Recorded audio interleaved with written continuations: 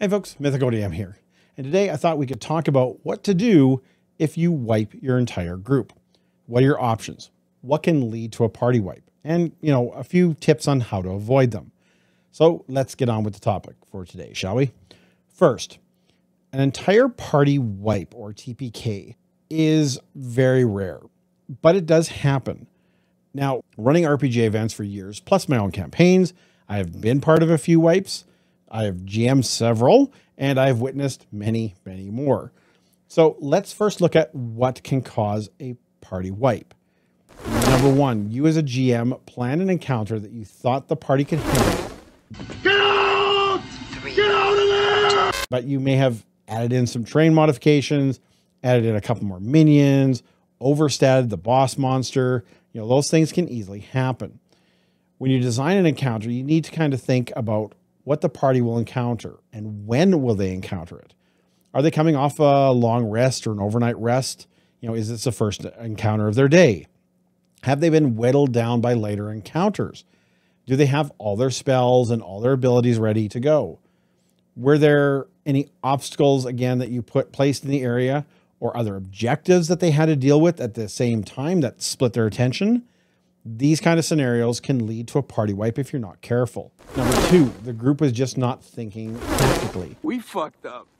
You may have planned an encounter a certain way, but the players just dive in head first and don't take the time to listen to descriptions of the area or assess other threats. In our previous Kingmaker adventure, the cleric stood in flank with two creatures that had constant precision damage. Think sneak damage for those playing 5e. Instead of moving out of that flank, he stayed in there for several rounds, getting absolutely lambasted. Now, his intentions were very noble. He was trying to heal everyone else, but the damage they kept doing to him piled up immensely. A few well-placed critical hits, and things were looking very bleak. Number three, the dice hate everyone. It's frustrating. Now, I've seen this many times.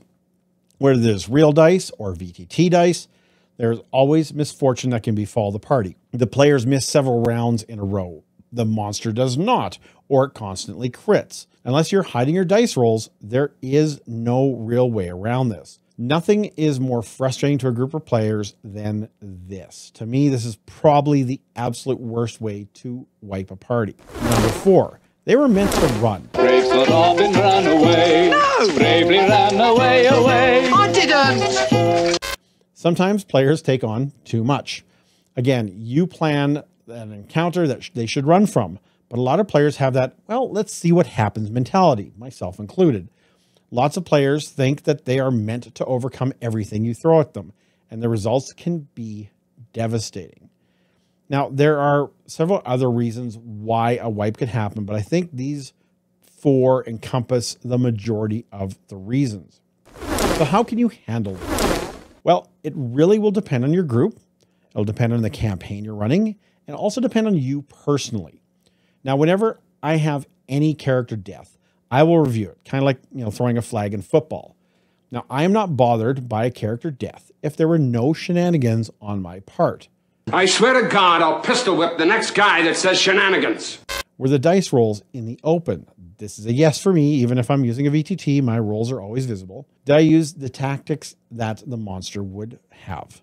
A mindless undead would not strike a down character or chase a fleeing character if there are other targets closer, as kind of an example. Most of my monsters target the creature they perceive as the biggest threat if they have a low intelligence.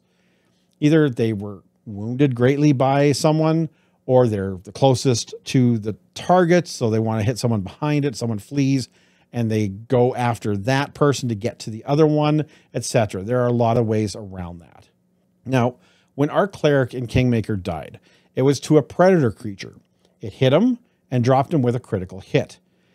Now, he was healed up a little bit, and he crawled away instead of fully healing himself.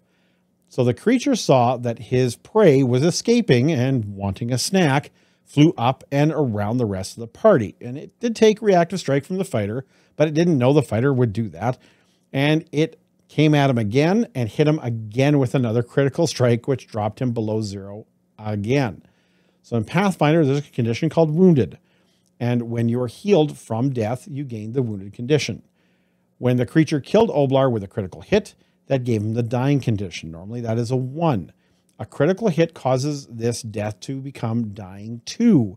Then you add in the wounded condition, which had him at dying 3. Now, dying 4, your character is completely done in Pathfinder. Well, the creature used its swoop ability to snatch him up, flew over a steep drop because they were up on a cliff, and, well, let him go. The impact did more damage. That increased the dying state to 4, and Oblar was dead. Now, I immediately reviewed my steps. Was the creature acting as it should? Yes. It was a predator wanting to eat Oblar because he was a halfling, so he was small, it was large, it wanted a snack. It already put him down, so him scrambling away made it want to hunt even more. That's, not thinking tactically, it's thinking instinctually. It was hungry.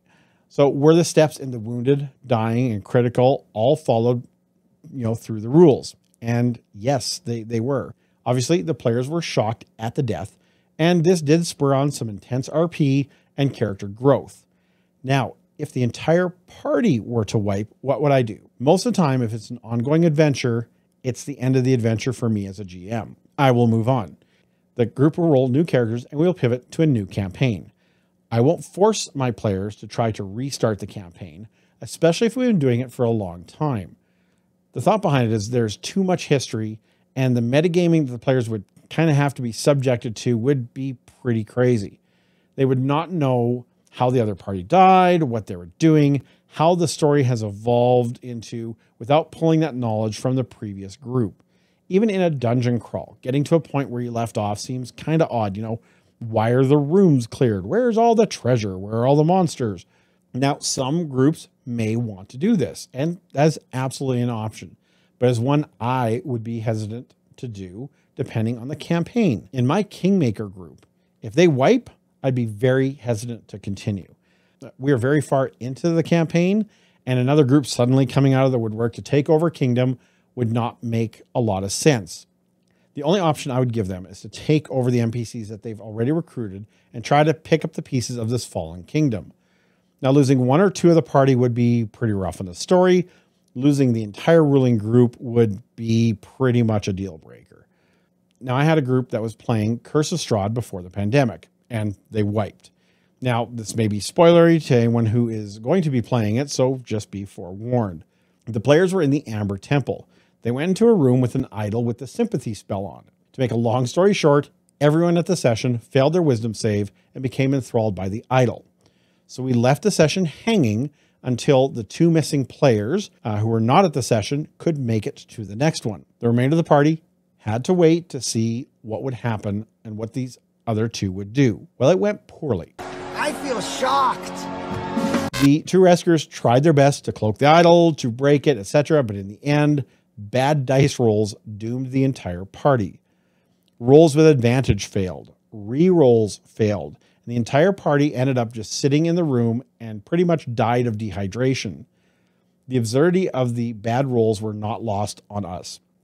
I have never laughed so hard, and neither had they over a party wipe. My better half and one of the players' wives were in a room adjacent to us, and they ended up coming out to check on us because we were laughing so hard. She said, "I've never seen a group be so happy to TPK." So we ended up re-rolling characters and started the Waterdeep Heist and the Dungeon of the Mad Mage, which we played all the way through. Now, some players will react much, much differently. They will rage quit. They will threaten to leave the group. You will have to deal with that possibility as well. No, no, no, no. Hell no, no, no.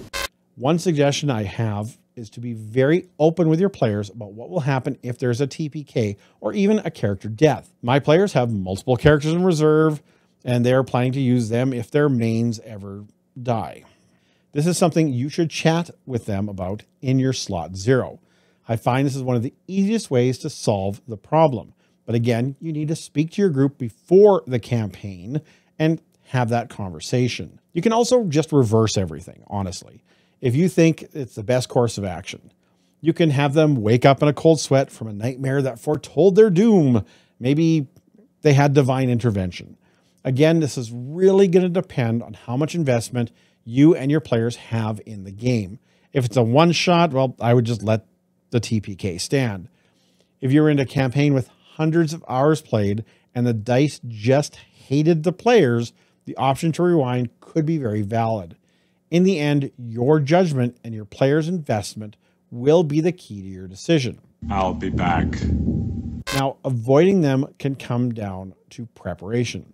As I stated earlier, figuring out the severity of the encounter, seeing where it fits into the adventuring day of the party, what obstacles happened before, what obstacles are they going to have, with this threat, of the creatures, etc. Now, Pathfinder has a great chart of encounter severity. Parties should be able to handle several trivial or low encounters before they need to rest.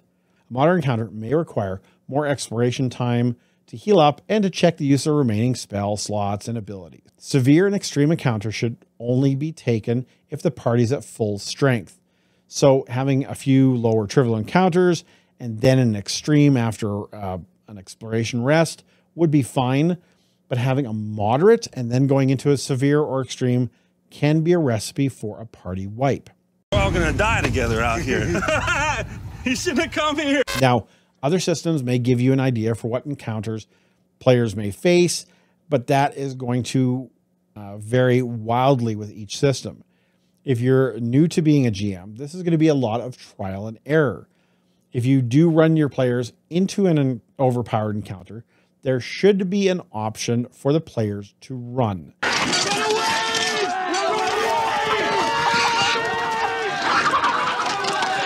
Maybe the big bad creature thinks it's so beneath them that it just wants to toy with the players for a little bit and then retreat or leave. Again, it'll depend on the creature and where the players encounter it. Find a dragon's lair.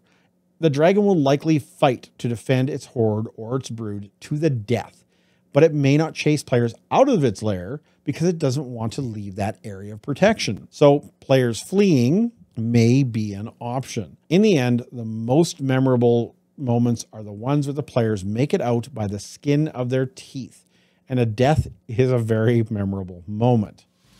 That's it for me today, and I'll see you all in the next video. If you're enjoying the content and want to see more, please hit that like and subscribe button, ring the bell for notifications, and leave a comment below about a party wipe you were in or had a hand in. I'd love to see some of these stories, both good and bad, about a game that kind of got out of hand. Or you know what, just toss your favorite emoji in there and hit share for the YouTube algorithm engagement. Perhaps join my Patreon or hit the YouTube membership. Both provide exclusive channels in Discord, among other perks. But in the meantime, in between time, know your games before myth, mirth, and magic. Bye for now.